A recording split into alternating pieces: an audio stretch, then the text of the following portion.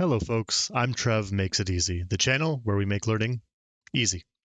In this series, Trev on Econ, I'll be taking you through topics you're likely to run into in any introductory course in economics at the college or university level. My goal is to make economics less scary, more approachable, and, if I can, mildly enjoyable. With that being said, let's make it easy. All right, folks, let's get started.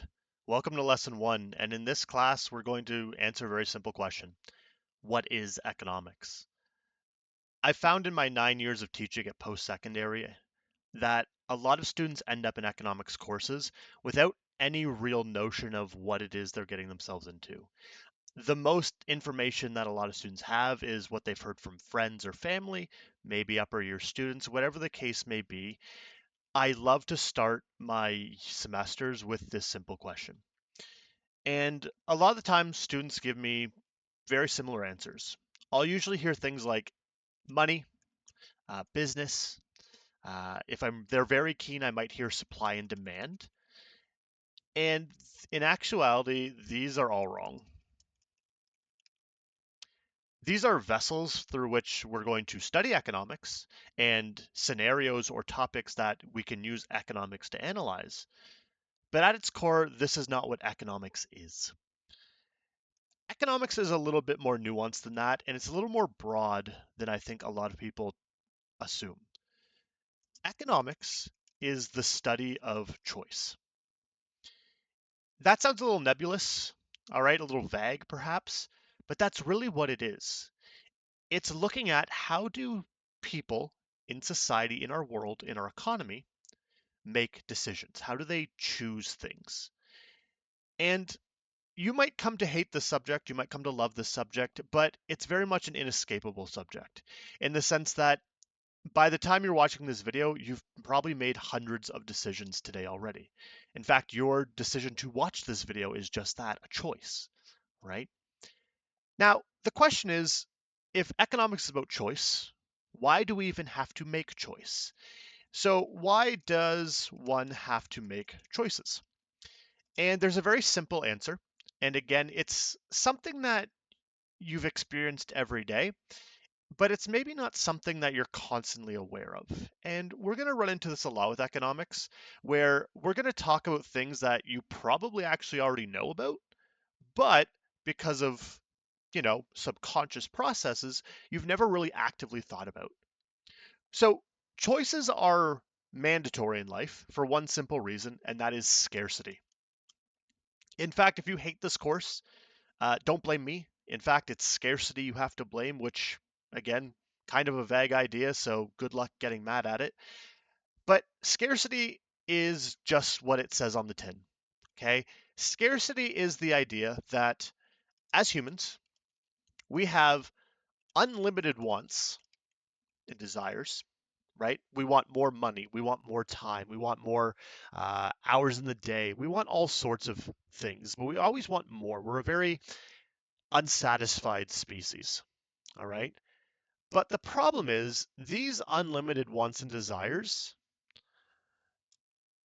are limited by resources. What I mean by that is we are given resources in life, time, money, energy, whatever the case may be. We're given these resources and we have a finite supply, right? No one has infinite time on this planet that I know of. No one has everlasting health. No one has more time in the day than you or I. We all face scarcity. And because of that, we have to make decisions. Now, the level of scarcity one's face can change. Okay? We all face scarcity, just to varying degrees. Very simple example. Consider, your Mark Zuckerbergs, your Elon Musks, your Bill Gates, right? They have very different scarcity than most likely you or I. For example, when you and I go to the grocery store and have to pick out what is cheapest for us or most affordable for us, those gentlemen can walk into the store and just buy the store, All right. So perhaps our scarcity of money is quite different. However, that doesn't mean they're better than us in everything. All right. Depending on your age, you probably have a lot longer life expectancy if you live a normal life than any of those people I've mentioned. Right? They're older, they're coming closer to the end of their life. I assume they don't have secret technology that lets them live forever yet, but you should have more time than them. All right.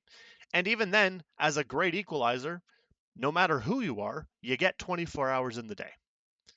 So, because of that, we're forced to make decisions, right?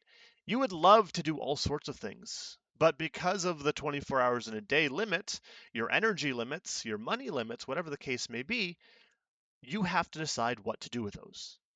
By taking the, 10, 15 minutes to watch this video, you've said to yourself, I think this is the optimal use of my time. This scarce resource that I only have, 24 hours in a day, this is how I'm going to use it. And this is really where the beauty of economics is, because as a subject, yes, it applies to things like money and business, supply and demand, but it's so much more holistic than that because we make decisions and choices in every facet of our lives. So being able to understand when we make those choices, why we make those choices, how we make those choices is incredibly valuable. And it's going to help us make smarter decisions. It's going to help us use our resources better. So don't think of this as a course you have to take to go through your business diploma or degree or whatever you're doing. Think of this as a course you get to take, and that's going to help you in your day to day life learn about yourself, the decisions you make, and how to do just better in life, to be completely honest. Now, we're not going to go too deep today because, again, I just want to introduce the subject. One thing I will quickly throw out, though, is that economics is broken into two main branches. Right? Now, within these branches, we can get into very specific subcategories and, keep delineating further and further down, but we're doing introduction, right? We're just getting started, so let's talk about the basics. The first one we have is microeconomics. And here's the first time we kind of get one of the nice things about economics is the names we use pretty much give away everything that they're about. The definition is the name. Right? So this one is microeconomics, which means small picture. All right. We are going to be looking at individuals, firms, and households. All right. It says micro in the name, micro meaning small. And that's exactly what we're doing. We're going to zoom in on areas of the economy and say, what is this person doing? What is this industry doing? What is this house doing? We're going to be looking at the players. Right? We sometimes call these economic agents if you want to be fancy, but this is the stuff that focuses on you and I. All right.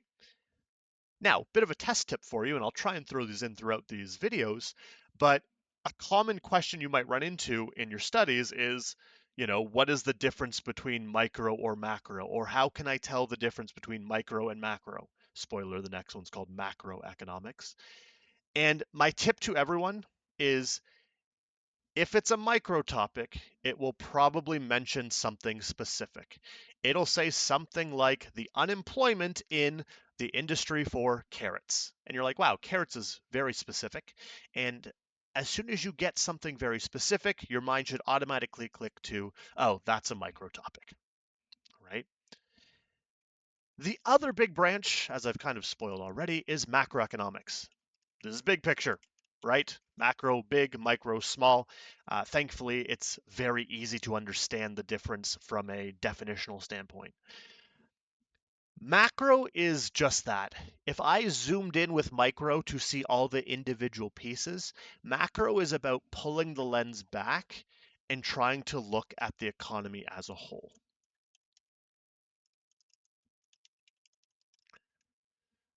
I had a colleague or a friend or someone mention this to me in the past, and I wish I could give them credit, but someone described macroeconomics as the report card of how micro is doing, effectively saying, let's look at the individual pieces that are going on in micro. Then when we zoom out, we're basically going to grade those things. We're going to look at things like GDP, unemployment, inflation, and say, are those numbers good? Because if they are good, then micro pieces are doing a good job. If they're not doing good, then something's going wrong in micro, and we might have to intervene and essentially deal with it, right? That's going to be lesson one. Again, today we are just introducing things, but as we go on, we're going to delve into further topics related to these. I'm going to try and split them between micro and macro. Most schools will split those into two separate courses, so I'm going to try and do the same as we go. So watch out for video titles, as those will likely explain what it is we're doing in that chapter, and see if it's relevant to what you're studying. Well, folks, that wraps up another lesson for today. I hope it was helpful. If you found the video valuable, please make sure to like and subscribe. And if you have any questions about the content or requests for other topics or subjects you'd like me to cover, please leave a comment below. Until next time, keep learning and make it easy.